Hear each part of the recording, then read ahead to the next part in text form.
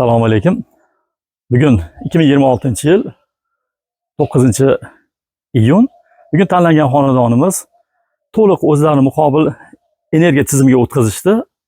Ya'ni bu demoqchimizki, energiya sarflarini 0 ko'rsatkichga chiqarishdi.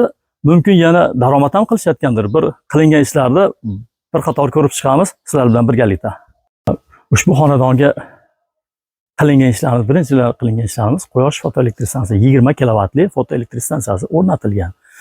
Shu jumladan quyosh panellarimiz 720 vatli Tiger Neo 2 Jinko panellari.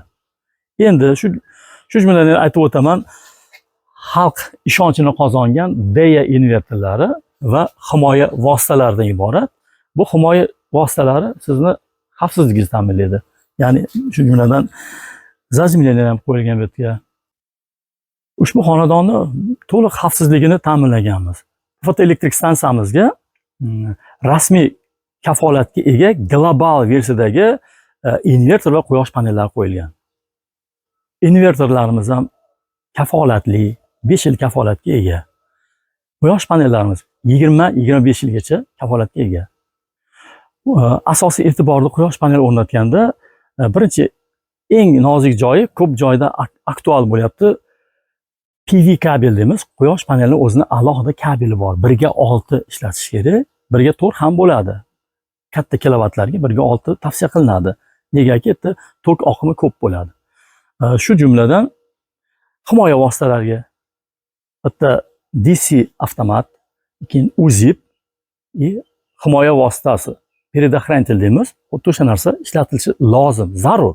Negaki bu uyda yong'in kelib chiqmaydi, qanaqadir noto'g'ri harakat bo'lsa, darrov sizni avtomatik o'chiradi yo предохранитель uzib tashlashi mumkin.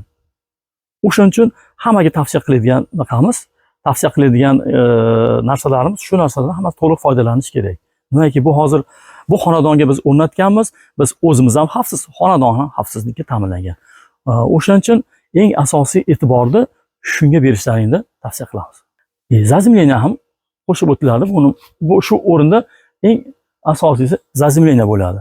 Zazimleniya bu katta oqim, masalan, chaqmoqdan saqlaydi, noto'g'ri tok kelsa, to'g'ri yerga o'tkazib yuboradi bunisi. O'shaning uchun hammaga tavsiya qilamiz. Endi narxi keladigan bo'lsak, ushbu xonadonga davlatimiz tomonidan yaratilgan subsidiya mavjud hozir. ESMA agentligi orqali faqatgina. ESMA agentligi orqali olinsa, ishonchli, hamkor, ishonchli firmalar bilan ishlanadi. O'sha holatda 20% subsidiyaga ega bo'lishdi va ushbu stansiyamiz 64 million so'mga tushdi bo'ladi. Deyarli ushbu xonadonga o'rnatgan quyosh suvi isitishlarimiz, ya'ni xalq tilida GEA kollektor deymiz. Ular bugungi narxi subsidiya asosida 6 milliondan tushdi. Unda ikkita o'rnatib berdik. Mijozli talablarga binoan ikkita xonadonga o'rnatdik, 6 milliondan 12 millionga tushdi. O'rnatib berish xizmatlari bilan bo'ldi. Subsidiyani olishdan oldin birinchi beradigan e'tiborimiz kadastr hujjatlari joyida bo'lishi kerak. Kadastr hujjatlari. Keyin ariza qoldiriladi. Undan keyin kelib audit degan tashkilot bor. Butun boshli sizda xarajatlaringizni, energiya xarajatlaringizni hammasini hisoblab beradi. Bu plyus tomoni bu. Juda katta plyus bo'ladi. Nimaga siz qancha sarflashingizni hammasini yechib beradi u. Keyin shuni xulosasidan keyin Energiya vazirligi sizga 10 kilovatgami, 20 kilovatgami, 30 kilovatgami ruxsat beradi, subsidiya ajratadi. Bu subsidiya degani ko'pchiligimiz tushunmayapti subsidiyani. Bu kimlardir qarz deb hisoblayapti. Yo'q, bu qaytarilmas summa, hadya, ya'ni davlat tomonidan berilayotgan. O'sha narsani e'tiborga olishimiz kerak.